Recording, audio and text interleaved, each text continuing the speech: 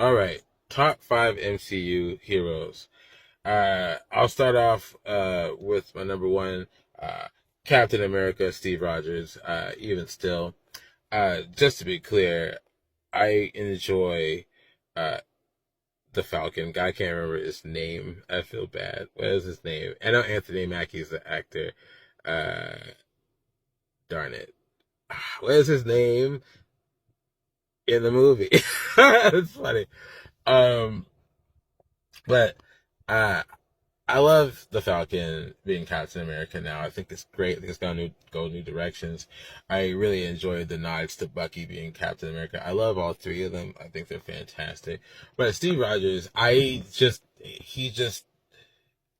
he's my spirit animal, man. I really enjoy just how his whole character arc went. I mean, really, what's fun about Captain America, especially watching everything in timeline order now, is you get to see his journey from like the very beginning all the way through the end of Endgame. And what I really like about all these characters, I'm going way too far with this.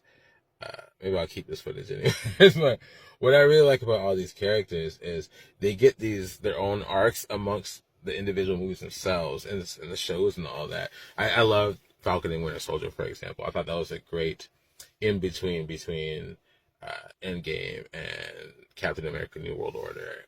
But as I digress, uh, Steve Rogers, he's a superhero. You know, he's a superhero even when he was small and wimpy. You know what I mean? Like, I shouldn't call him wimpy, but he had that kind of frail body. You know. Um, I love seeing Dr. Erskine, just kind of, choosing him because he's such a good hearted man. Not only that, but he's not just some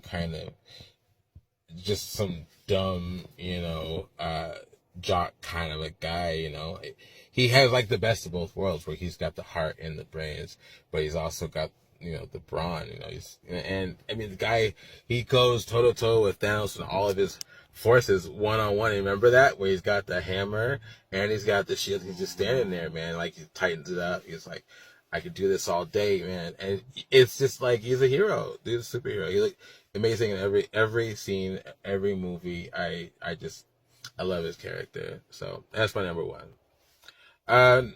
Number two is actually gonna go to Shuri's character. Shuri, Black Panther's sister. Uh, I I think for those of you who haven't seen Wakanda Forever, you should see it. And you'll see why, especially if you see Black Panther 1 and then Avengers Infinity War and Endgame and then watch Wakanda Forever. I think you'll see what I mean. She's got an awesome arc as well. Same thing. They're able to kind of weave her character growth amongst the other movies. And what you have is you have this side character, princess sister, basically like cute T'Challa's James Bond kind of a thing. And then she just kind of develops into this force to be reckoned with. This terrifying being. And you guys got to see it. I'm trying not to ruin too much, but if you haven't seen it, I'm sorry. But if you have, she's got that Tony Stark intellect with all that technology, which I'd say is comparable to Tony Stark's technology. And on top of that, she gets Black Panther's superpowers. What about that? It's like Iron Man and Black Panther together. That's what she is. She is scary. And she has her own country on top of that, man. Also, just speaking on Shuri, I just really like how she's trying to like take on the mantle of her brother. She's trying to be the next, in line. And you can just tell the politics in that, and her encountering Namor and just all these other countries being involved in Wakanda now. You can just really see how she and her mother have such a difficult landscape. That's what I really like about the Black Panther movies and the Captain America movies, is they really get into a more of a almost espionage-y, government-y kind of feel to it. It's more than just like superheroes clashing. There's a gray area to all of it. For example, T'Challa, he's very noble. He tries to be so noble, but Shuri, she's just like, she tries to, but she's got this dark side to her. And it makes sense, right? I mean, she loses a lot amongst all of this. Especially if you see Wakanda Forever, you see what I mean. And it makes sense that she would react that way. Anyways, she's my number 2. Number 3, oh man, this one, I'm curious to see what y'all think about this one. Drax the Destroyer. There's a few swirling around reasons for that. One, I love Dave Bautista. I don't care. Whatever movie I see Dave Bautista in, whatever I see him in, I love that man. He is fantastic. He's the great combination of being a fantastic actor, and being just this big, strong, brawny man. He's got it both. You know, he's doing his thing, and I from whenever I see him. So that's reason number 1. Number 2, I love that he's a being. I haven't seen the third Guardians of the Galaxy yet, but I love that he's a being with so much raw power.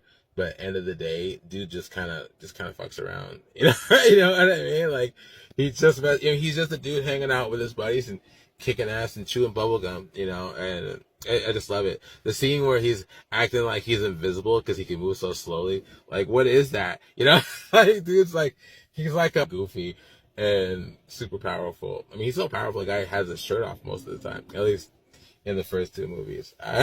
So I just love it. A fun character. Love seeing him with Mantis too. I think it's really good. 4th favorite goes to Captain Marvel. Big reason there. Higher, further, faster. I every time I see her on screen, and I've seen Captain Marvel multiple times. I've seen Infinity War and Endgame multiple times. I'm excited to see her in the Marvels. She just brings this radiance, this kaleidoscope, rainbow, powerful, just ray of just light and hope and confidence and will. She's just that all the way through. She's the superhero you'd want to back you up anytime, any day. Like if I saw Captain Marvel flying down to save me, man, I would feel like a baby in a warm blanket. I would feel in such great hands. It would just be awesome.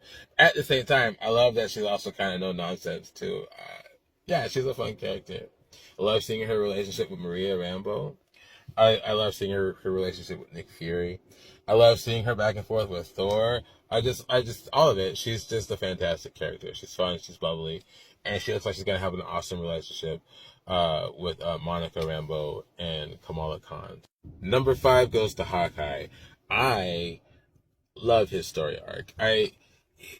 I don't know if y'all remember, but in the first Thor movie, he was just the eyes in the sky. You know, he was just some dude making some funny quips here and there, but you knew he's gonna do some badass stuff if needed. You know, and as time progresses and going into Avengers 1 and seeing him in the rest of the movies, you see this man who's basically just a very well trained man, right? Right, amongst all these gods of people, you know, and he's holding his own. That says a lot, man. That's like Batman level stuff right there. I just love his coolness amongst it all. I love that he's a character that he hasn't lost his humanity along the way. He has a full family, you know, a nice ranch.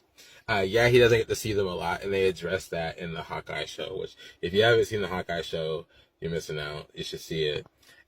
Yeah, he's got a hearing aid now because he's had too many explosions and whatnot. Yeah, his body's all banged up. But I like that he's still just kind of, you know, he's like the man. And I love that he's teaching Kate Bishop the ropes. I was at first nervous seeing him seeming like he's gonna get replaced by her at some point, but the way they did it, it just feels very Obi-Wan, Qui-Gon Jinn kind of a thing. Very just, you know, buddy cop like, but not in a bad way. It works. There's a good chemistry there. There's a fun there. And just seeing his whole arc going from, you know, where he was to where he is now, I really enjoy it. Give me a holler. I want to see your people and your reasons. So, yeah. Talk to you all later.